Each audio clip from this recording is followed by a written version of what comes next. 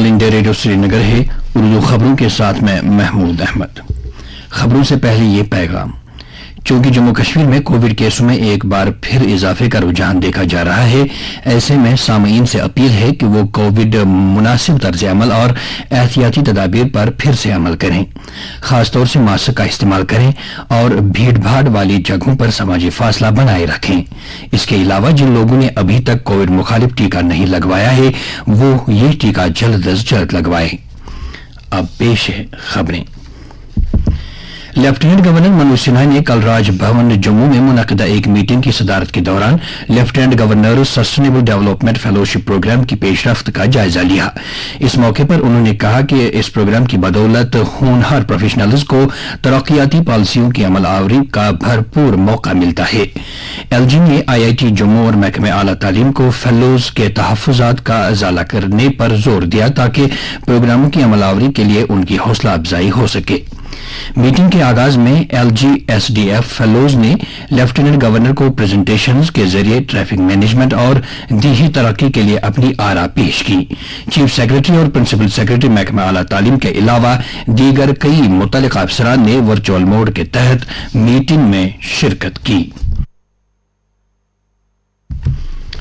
नासाजगार मौसमी हालात की वजह से आज दूसरे रोज भी पहलगाम और बालतल दोनों रास्तों से यात्रा मुअत्तल है। हमारे अनंतनाग के नुमाइंदे के मुताबिक पहलगाम से पवित्र गुफा तक मुख्तलिफ पड़ाव, शीशनाग, महागुन स्टॉप, जोजीबल और पंचतरनी में आज सुबह से बूंदाबांदी हो रही है, जिसकी वजह से नुनवन बेस कैंप में 900 से ज्यादा यात्रियों को ठहराया गया है। मौसम में बेहतरी आने के बाद ही यात्रियों को पवित्र गुफा की तरफ रवाना होने की इजाजत दी जाएगी। उधर गांधरबल के हमारे नुमाइंदे ने इतला दी है कि बालतल से पवित्र गुफा तक रास्तों पर फिसलन की वजह से यात्रा आज दूसरे दिन भी मुअत्तल है। मौसम में बेहतरी आने के बाद ही यात्रियों की पवित्र गुफा की तरफ रवानगी होगी।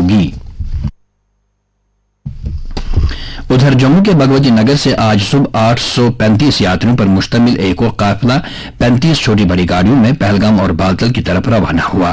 ताहम नासाजगार मौसमी हालात और शाहरा बंद होने की वजह से यात्रियों को चंद्रकोट में रोका गया है। पुलिस जराये के मुताबिक दहशतगर्दाना सरगर्मियों और मिलिटेंटों को रजामंदी से पनाह देने की पादाश में मजीद 5 मकानों को सरबे मुहर किया गया है। पुलिस ने बताया कि लावेपुरा में 2 जबकि मलोरा, बटमालो और हारवन में एक मकान को सरबे मुहर किया गया। राजस्थान के बारमर जिले के नजदीक कल सुबह भारतीय एयरफोर्स का एक MiG-21 जंगी तैयारा हादसे का शिकार होकर तबाह हो गया। इस हादसे में दोनों पायलट हलाक हो गए। इंडियन एयरफोर्स ने इस हादसे पर अफसोस का इजहार करते हुए अजजा हुए पायलटों के कुंभों के साथ हमदर्दी का इजहार किया है।